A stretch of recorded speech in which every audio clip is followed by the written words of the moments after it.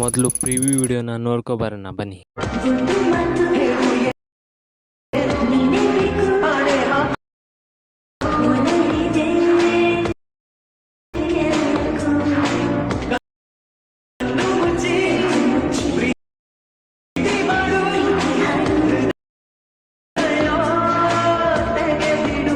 ನೀವೀಗ ಪ್ರಾಜೆಕ್ಟ್ ಅನ್ನು Alight motion ಆ್ಯಪ್ಗೆ import ಮಾಡ್ಕೊಳ್ಳಿ. ಇಂಪೋರ್ಟ್ ಮಾಡ್ಕೊಂಡಾದ್ಮೇಲೆ ನಿಮ್ಗೆ ಇಲ್ಲಿ ಈ ತರ ಕಾಣ್ತದೆ. ಈಗ ನೀವು ಸ್ಟಾರ್ಟಿಂಗ್ ತಗೊಬಂದು ಈ ಲೇಯರ್ ಸೆಲೆಕ್ಟ್ ಮಾಡಿ ಕಲರ್ ಅಂಡ್ ಫಿಲ್ ಮೇಲೆ ಕ್ಲಿಕ್ ಮಾಡಿ ಈ ಆಪ್ಷನ್ ಮೇಲೆ ಕ್ಲಿಕ್ ಮಾಡಿ ನಿಮ್ಗೆ ಬೇಕಾದ ಇಮೇಜ್ ಅನ್ನು ನೀವು ಸೆಲೆಕ್ಟ್ ಮಾಡಿ ಆಡ್ ಮಾಡಿ.